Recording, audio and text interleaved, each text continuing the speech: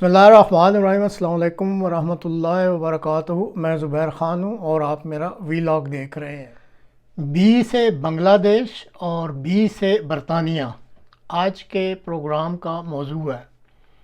بانیہ بنگلہ دیش کی بیٹی اور دنیا بھر میں سب سے زیادہ عرصہ یعنی 15 سال تک بطور عورت صنف اہل خاتون کو 5 اگست کے روز وزارت عظمیٰ سے استعفیٰ دلوانے کے بعد بھارتی وزارت داخلہ کی دھمکی پر بنگلہ دیش سے انڈیا تک بحفاظت پہنچا دیا گیا ہے۔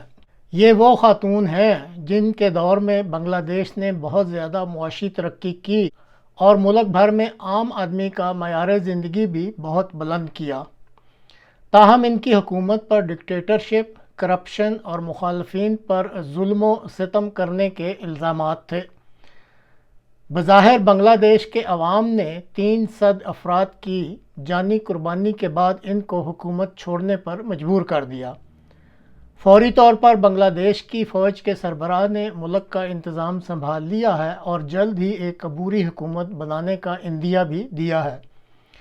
دوسری طرف طلباء رہنماؤں نے جن کی وجہ سے اصل میں یہ مظاہرے شروع ہوئے تھے، انہوں نے فوجی سربراہ کو واضح وارننگ دے دی ہے کہ وہ فوجی سربراہی میں ملک کی حکومت کو کبھی بھی قبول نہیں کریں گے، اور انہوں نے فوری طور پر 84 سالہ نوبل انعام یافتہ محمد یونس کی سربراہی میں عبوری حکومت کی تشکیل کا کہا ہے۔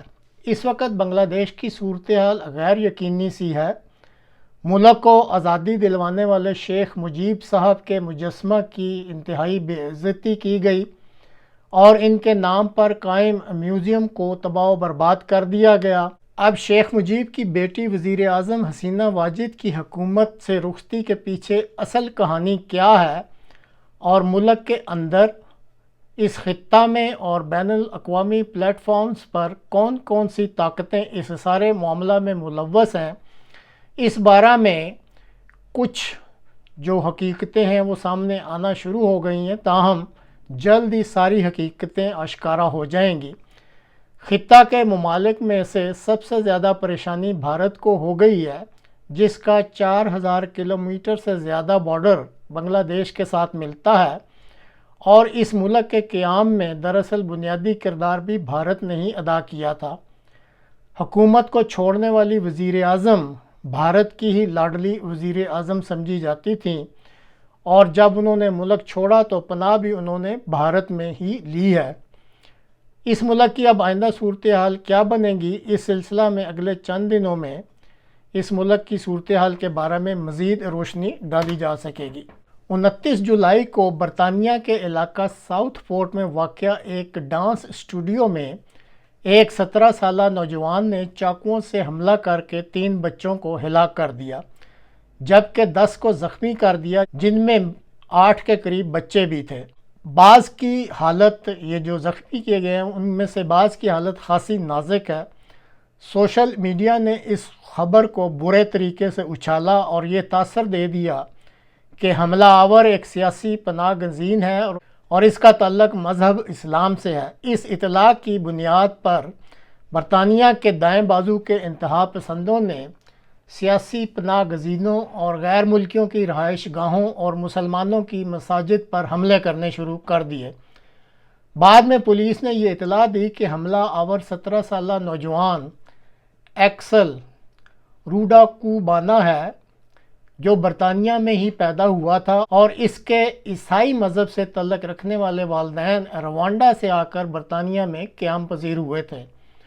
جمعہ 2 اگست، ہفتہ 3 اگست اور اتوار 4 اگست کو برطانیہ کے بہت سارے شہروں میں دائیں بازو کے انتہا پسندوں نے ایسے ہوٹلوں کو نظر آتش کر دی جن میں سیاسی پناہ گزین ٹھہرے ہوئے تھے۔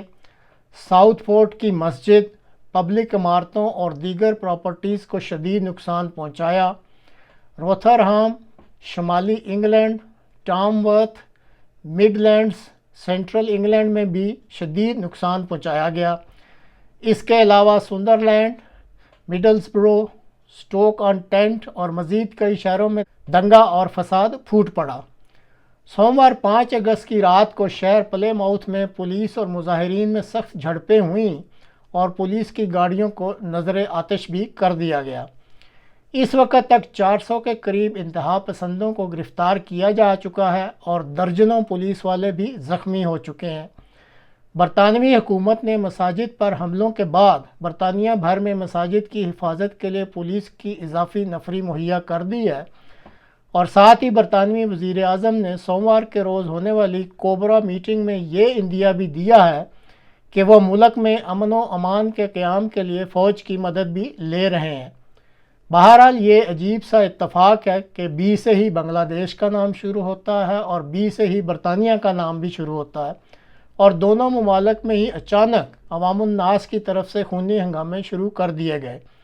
بنگلہ دیش کی حکمران تو فرار ہو چکی ہیں، جبکہ برطانیہ کے نئے حکمران اپنی رٹ کو قائم رکھنے کی سر توڑ کوشش کر رہے ہیں۔